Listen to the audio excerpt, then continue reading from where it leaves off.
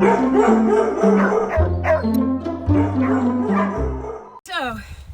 I winterized my van, but not very well, because I just came out and apparently there was ice in here, so this just snapped off.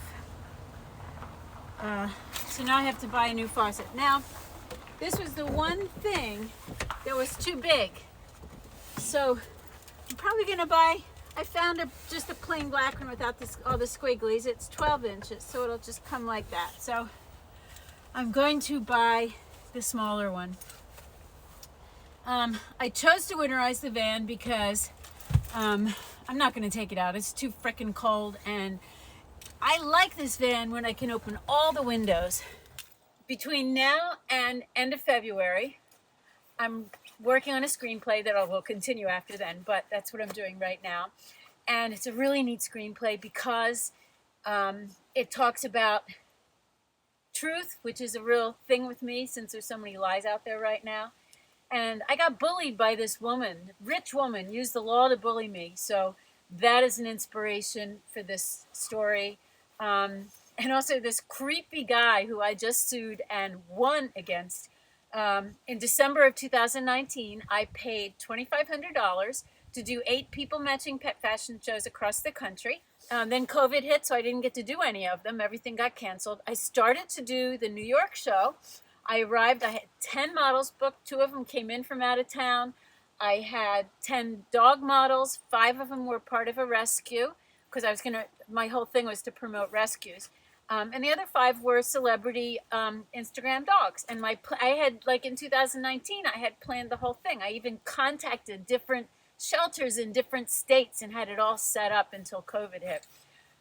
We'd be going to these states. The Instagram dogs would join us, plus the rescue dogs. We'd do all kinds of fun content creation events before and after the show, such as like a dog slumber party, dogs at the bar, dogs having dinner, promoting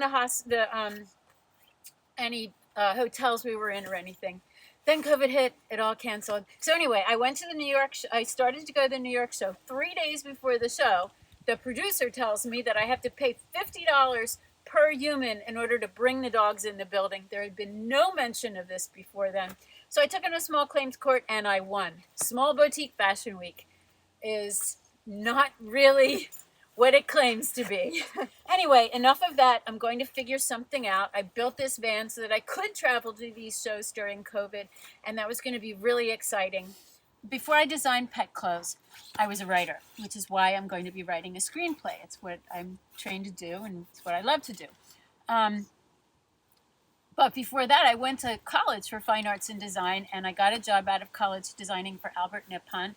Then I left there, designed for Christian Dior, but by the time I was like 25, I just didn't like it. I expected to go into it with these idealistic thoughts that I'd be giving people a means of self-expression, but it didn't turn out that way. People were buying a label to hide behind. So then I met this guy. He was an actor. He was on a soap opera, Ryan's Hope, and he was so passionate, and I was losing my passion, and I realized it when I was with him. So I ended up walking into an acting school, and the lady behind the desk said, "You're just what we're looking for." She sent me on an audition, and I booked a commercial.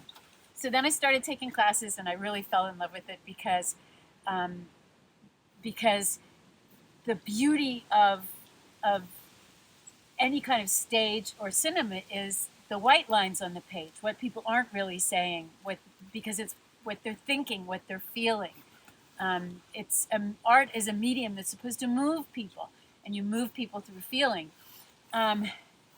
So I ended up not designing anymore and just writing. And then I adopted my dogs in, I don't even remember the year. It was like 10 years ago.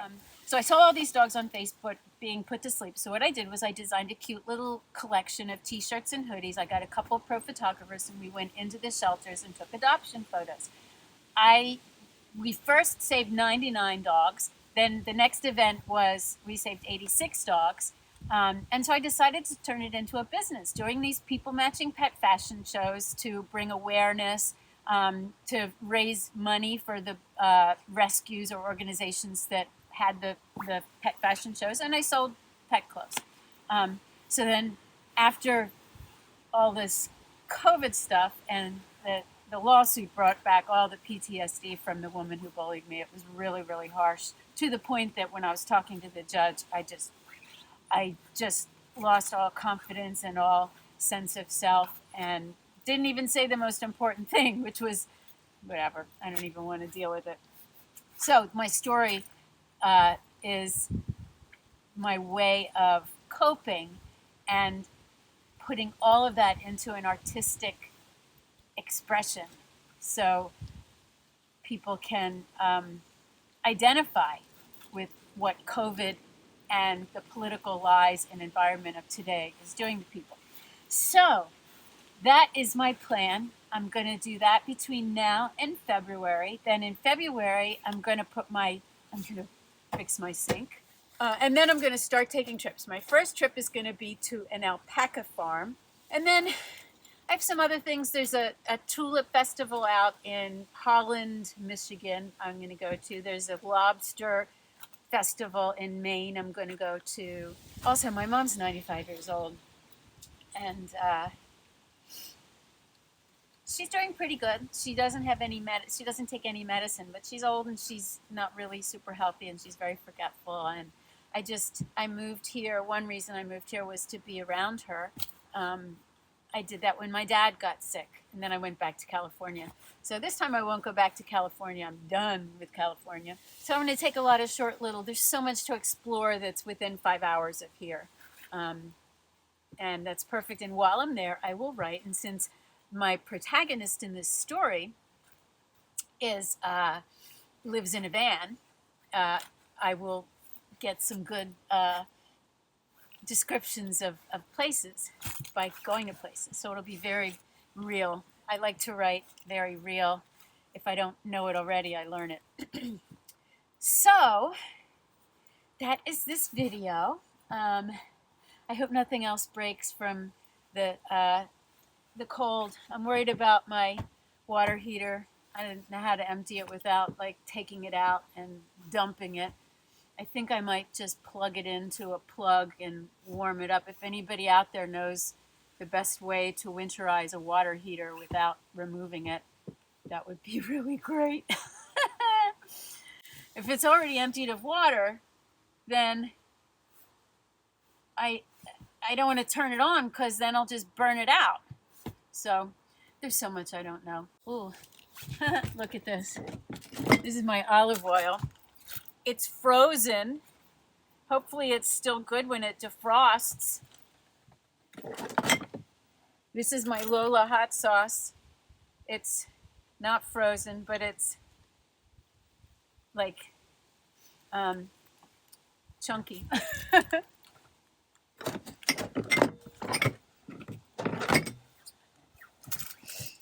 And my beautiful garden, oops, I tripped. It's fake. The real one died. I'm going to figure out some way.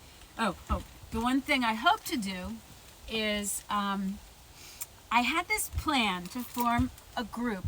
The underdogs would be this hashtag on Instagram, and maybe there'd be a group of them in one area, 5 of them, and maybe they had an idea of something they wanted to promote, or a person they wanted to help.